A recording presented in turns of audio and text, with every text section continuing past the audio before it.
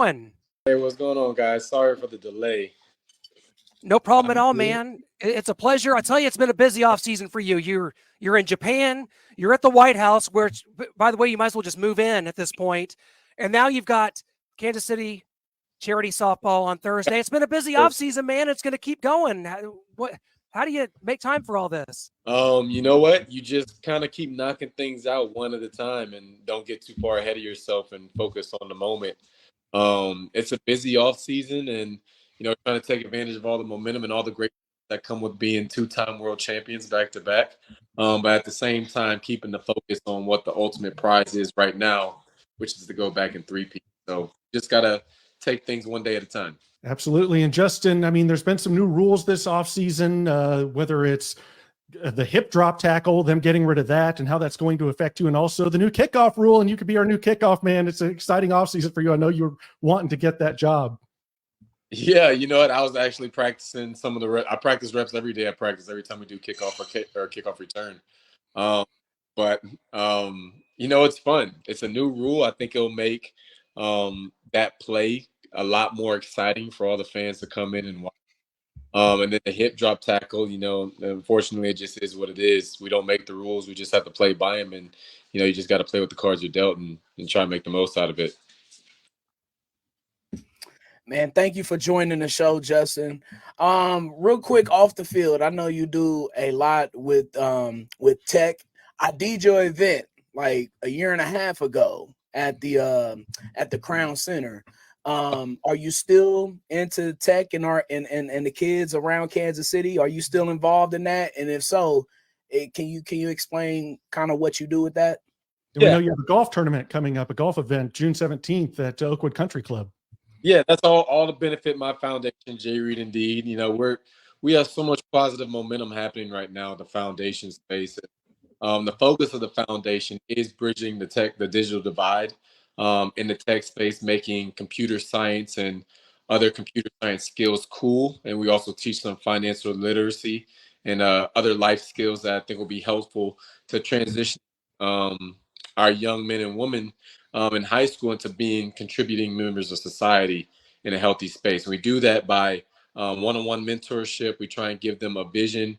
We have Microsoft as a partner in the foundation, so we do Excel proficiency, the whole Microsoft Office suite, and give them familiarity and skills there. Because if you know how to do that, you'll always get a job. Somebody's always looking for somebody to organize their data. And we operate heavily, and we're getting started in Houston, Texas. We're just going to keep that makes sense. But the fundraiser that we're coming up, the golf tournament, is exciting because I get to do two things at once: play golf, and I get to raise money for my foundation at the same time. So it's a fun two birds in one stone situation. We're going to raise some money, and that's getting poured right back into Kansas City to help out the youth here. We've seen the Chiefs do well at certain positions. Your position is one they've done really well at. And just over the last 10, 12 years, Eric Berry to Tyrann Mathieu to now you. You're a two-time Super Bowl champion. You helped lead the way. This is kind of a two-parter question, though, because Eric Berry, like I said, was more of a quiet leader, didn't really do a lot of talking, wasn't a hoorah kind of guy, didn't really get the guys pumped by what he was saying on the field. And then on social media, on the outskirts of things, he was a very quiet guy, went about his business differently than a lot of other people. Then Tyrann Mathieu comes into town. It's a completely different experience with him for a fan's perspective. He was, big-time loud guy on the field, and then on social media, sometimes to a fault, he would get overly passionate and things would spill over with fans. He would get arguments with fans on Twitter and things of that nature. I kind of want to get a perspective of who you are as both a player and as a person when it comes to on the field. Are you more of a guy that likes to talk, or are you more of a guy that like, hey, man, just follow my lead. I'll show you how to get it done. We'll get this thing done. And when it comes to social media, how do you handle things? Because I know there's both positives and a lot of negatives that come your guys' way on social media, not just from Chiefs fans, but from fans across the landscape. I just kind of want to get an idea of how you handle all of that in one. Yeah, so I see myself as a force multiplier. You know what I mean? I see my value not only in the play that I execute myself and being a physical guy on the field. I like to set the tone. I want wide receivers to know if they come across my way, they're going to get hit and they're going to pay the toll of coming across the highway. But aside from that, my value is also in how well can I make the players around me? How much better can I make the players around me at the same time? So part of my strengths is I'm really good about processing information, shifts, motions, what's about to happen. And I try and put guys in the best position possible for them to make plays as well. So it's not just about me making plays, which I want to make all the plays in the world and, chase all pro and all those things as well. But football is a team sport. And it's about how well can I help the next man be prepared and be confident, because we're going to need everybody. You know what I mean? We're going to need every man on the field to be on the field confident and to know what's about to happen, so that when your opportunity to make a play comes, you make the play. So, I see so much value in that. And that's why I'm so intentional about taking the extra time to work with the young guys, to work with the defense, to have off schedule meetings where I'll text guys after practice, go over different looks that we got, just to make sure we're all on the same page. So I like to do that follow-up type of stuff. And then as it comes to the more public space with social media, I like positivity. I don't try and circulate too much around negativity. If you try and find negativity, you'll find it.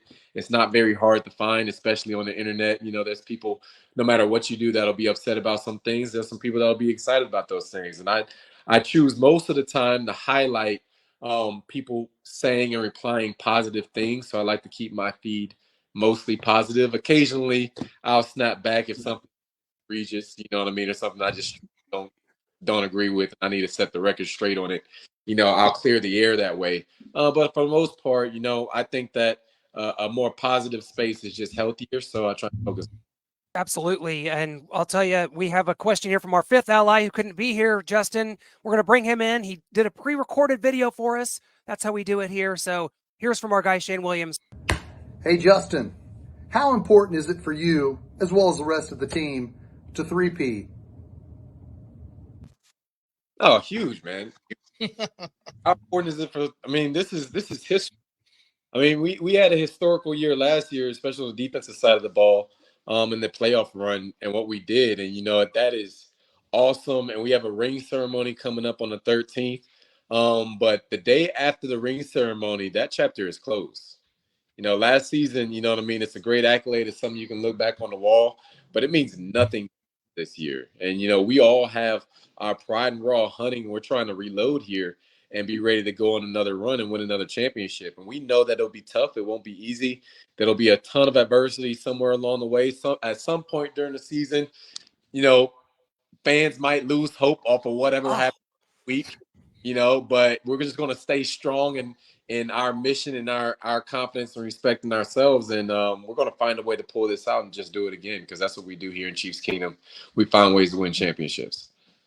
So, Justin, I want to go back to the Kansas City charity softball game. It's this Thursday. I want to get into it a little deeper. You and Trey Smith have kind of taken this thing over. MVS kind of had it last year. I know you played in the event. So I know we've had some people announced. I know George Karloff is going to be there, Trent McDuffie. So just kind of talk about what fans can expect out there. As you can see, you can go to kansascitycharitysoftball.com and get tickets. It's going to be a huge crowd. Last year was massive. It sold out, so better get them now. There's not going to be anything left on June 6th. But, man, this is going to be an awesome event for charity. And, man, if it's anything like last year, it's going to be an event to remember. Yeah, hell yeah. It's going to be the same offense versus defense structure. I've been taking the defense. We've been hitting the batting cages. We're out how we went last year. We're working teamwork. We're doing extra communication stuff to make sure we're on the same page. But the same format as far as offense versus defense. I wanted to add some more wrinkles into it, add a little bit more of my personality into the event. So we're going to have some fun side shows and events that's going to happen in between innings, as ways to actually score extra runs. So when guys get out on the field, it'll be competitive no matter what. So it'll be entertaining for fans to watch. It's a total family atmosphere. Bring your wives, bring your kids. A whole lot of fun and the chance to see your favorite athletes doing something that might be a little out of some of our comfort zones, but still having fun nonetheless. So we're really excited about it. It's going to be a great time. You won't want to miss it. Hey, speaking of showing your personality, Justin, real quick, fellas, do you remember in the playoff run, I think it was against the Ravens, and you sacked Lamar Jackson in the open field, and you took the liberty of yelling at the camera that was coming above you in the middle of the field? Do you remember that? You see it. You remember that? Yeah. Yeah, I just want to tell you, at home, everybody like erupted. Yeah. So we need more of that, Justin. We need more. all that other, bull jive or whatever. Just gonna let the pads talk. You You're looking forward to it. And Justin, I want to ask kind of about your development from college, where you went to Stanford and into the NFL, whether it be a guy like Lovie Smith, Romeo Crennel, Anthony Pleasant, and here in Kansas City, Dave Merritt, Steve Spagnuolo. How have each of those guys helped you and molded your game and gotten you to where you are at today? Yeah, it's been huge, and I'm like a sponge, man. Like I love information. I love feeling like I'm getting better. I love chasing improvement. That's what motivates me. Like when I feel like I'm getting better, understanding something more, it just motivates me to go even harder. Dwayne Aquina was at Texas before he came to. He had a long list of guys: Michael Huff, Sage Griffin, Earl, Kenny Vaccaro, long list of resumes of successful safeties in the league, and I got to learn from him. From there is where I started learning a little bit more about man coverage, because in high school we played all zone and we did a lot of press work. I worked with a guy, Trent Irwin, who plays for the Bengals. We used to meet after practice all the time and work press man. And then I come into the NFL, and under that time it was Bill O'Brien, and I had two coaches, D'Anton Lynn and Anthony Midget. And from there, it was just like getting adjusted to the speed of the NFL. They were very heavy on being sound in the playbook, knowing what to do, when to do it, making your calls early and loud, having that sense of confidence. So that's where I learned the importance of the playbook from. And Romeo Crennel's defense is not easy. Spags is probably the hardest defense and most complex in the NFL, but Romeo Crennel is chasing right after him in terms of complexity. And then from there, you end up going to like Lovie Smith and a couple other coaches in between. And what you learn from Lovie's a little bit more playing free, a little bit more zone style defense. On a quarterback, let your natural instincts take over. And from there, you just take pieces of each of them. There's times when you have to play within the scheme to make sure the scheme works. And there's times where, hey, I don't actually have a job based on the play that the offense ran, and I have a little bit of freedom. And now you just let your instincts go take over and go try and make a play somewhere else, go try and help somebody out. So there's pieces of all that's just continuing the development. And there's a sign that sticks with me to this day that is it's a quote that said, if you're not getting better, you're getting worse. You know what I mean? So consistently chasing improvement, never feeling satisfied with where you are, never feeling like you have it figured out, but always trying to find ways to keep getting better and adding a little bit more to your game is what keeps me going. 2 years into your Chiefs tenure, you have 2 rings. So, you're 2 for 2 so far. You spoke a little bit ago about how you're just very confident that getting that three-peat. Obviously, that's the biggest goal priority for the entire team. You guys have one mindset. I know that's the reason why veterans like you were on this team to keep the main thing the main thing. The crazy thing about it, though, Justin, is that you see the way that you guys have won these back-to-back titles. It was really different, if we're being honest. Not that the defense wasn't good the first time around, but the defense really led the way the second time around. You guys were the steering the ship. I mean, obviously Patrick goes God mode on the offensive side. Him and Travis with the goat-to-goat connection they have, they get the job done. But what you guys did on the defensive side of things made the ultimate difference. And what I love about the 2 trips that you guys had these last 2 years is, as I said, the first trip, you guys have the number 1 offense, explosive. Patrick's winning MVP. You guys have Arrowhead Stadium as home field advantage. And the second time's to the complete opposite. They're struggling to move the ball and score points on the offensive side. You're on the road, but the defense continues to maintain things. To me, I feel like this last championship was the hardest one that you guys have won in the Mahomes era. I know you've been a part of 2 of the 3, but I think this was the hardest one. But I'm gonna be honest with you, Justin, and not to make this too long-winded, I think you guys really enjoyed it, though. I think you really enjoyed being a defensive player. And I want to put words in your mouth. I want you to confirm this for me. Maybe if I'm wrong, tell me. But yeah. I think you guys really enjoyed being the villain, because you guys went on the road and shut up a lot of these crowds and a lot of these fan bases that said, oh, if you just get Mahomes on the road in the postseason, we can take care of business. And the opposite took place. I have to imagine that felt pretty damn good, man. No, 100%. Especially as a defensive guy, this last Super Bowl meant, the first one is the first one ever, so that one meant a lot. But similar to what you said, this last year was a defensive battle. We were the number 3 defense in NFL history throughout the playoffs. So it was like it was a strong sense of pride in a way as a defense. So the Kansas City Chiefs are no longer the Cinderella story. You know what I mean? 2019, the Kansas City Chiefs were the Cinderella story. It's been 50 years. They're coming back. Mahomes is playing awesome. He deserves to win a Super Bowl. He ends up winning the Super Bowl. And now we've been on this run that's been going on for 5 years now, and people are kind of tired of the Chiefs always winning. So now, we're no longer the Cinderella story. We're the big bad wolves of the NFL, and everyone's gunning for us. But you know what? I wouldn't want it any other way. I mean, you're getting everybody's best shot week in and week out, and biting, scratching, clawing, finding the way to win. And that's what good teams do is whatever you have working, you focus on your strengths, you try and work on your weaknesses. And, the first year our offense was by far our strength. And the second year, when it came down to the playoffs, the defense was our strength. And Pat was still able to make some special plays along with Trav and all the other guys on offense to really make sure we got the wins. But you just got to find a way, and like I said, we're embracing it. We're embracing that role. We're not scared of anybody, and we're ready to go play. Well, Justin, we cannot thank you enough for your time here on Arrowhead Allies, and we're going to see you on Thursday night. Before we hit you go, man, we got to hit you with our final four quick-hitting questions, one from each of us. They'll be fun.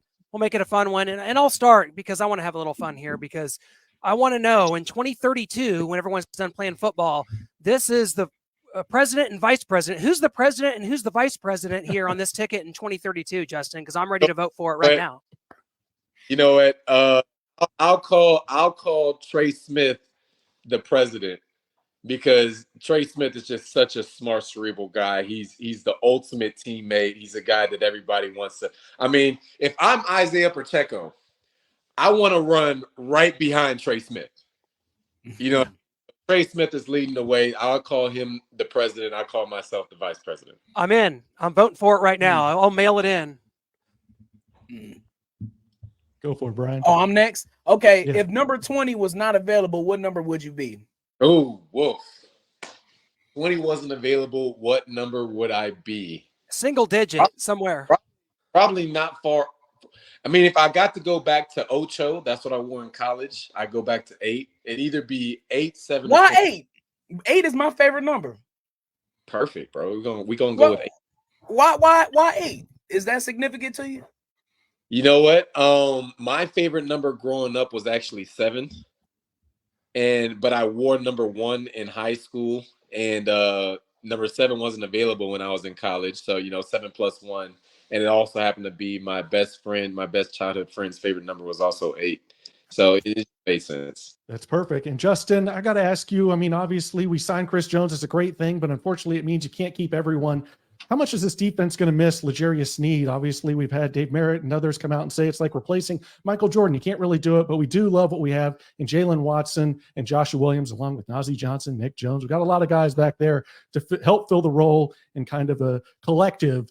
But how much are we going to miss L'Jarius Sneed out there? Yeah, I mean, absolutely. I mean, you don't replace a guy like L'Jarius. He's one of one. I mean, the physicality that he brought to this defense, if you put up against anybody, he'd make it a street fight.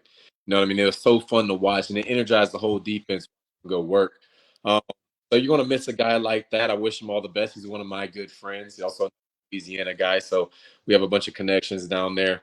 But still excited for the next man up to step up. That's what this NFL that's what the NFL is about. There's always so much change and things rotating and spinning around so quickly. It's no different than than anybody, but like your guy getting hurt, guy transfers teams, guy hurt unexpectedly early in the season.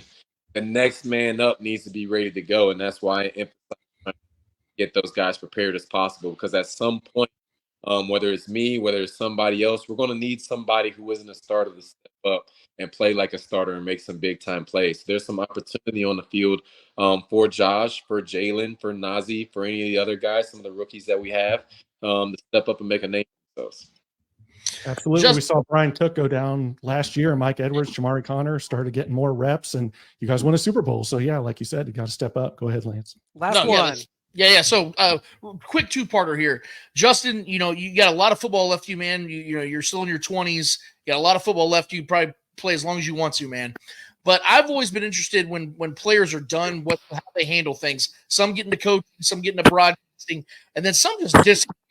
say, hey, look, I made generational wealth. Me and my family, we're going to go get an RV or we're going to go get some boat. We're just going to be disappearing, doing our thing for the rest of our lives. What are you going to be doing when the day comes that Justin Reid is no longer playing football? And my second one, because I'm the fat guy on the show, if there's a plate in front of you and you can fill it with one food for the rest of your life, what is it?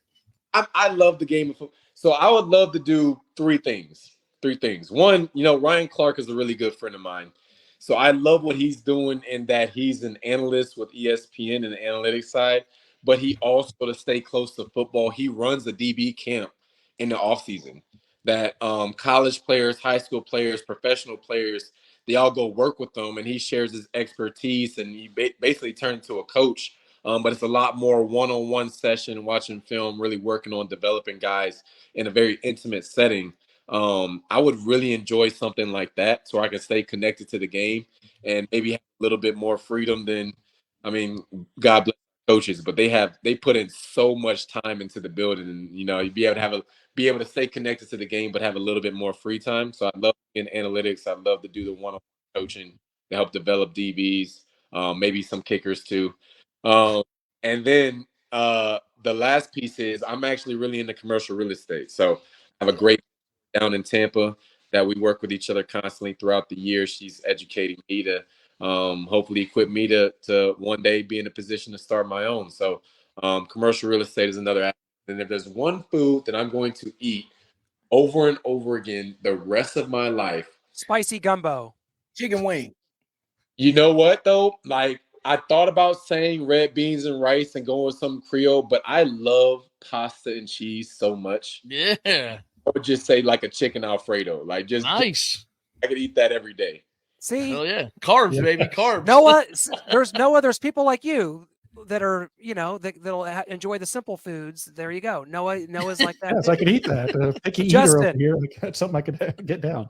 Justin, dude, we can't thank you enough for joining us here on Arrowhead Allies. It's been a true pleasure. Thank you. We'll see you Thursday night at the Kansas City charity softball game. As always, best of luck this season, man, and thank you so much for your time, my friend.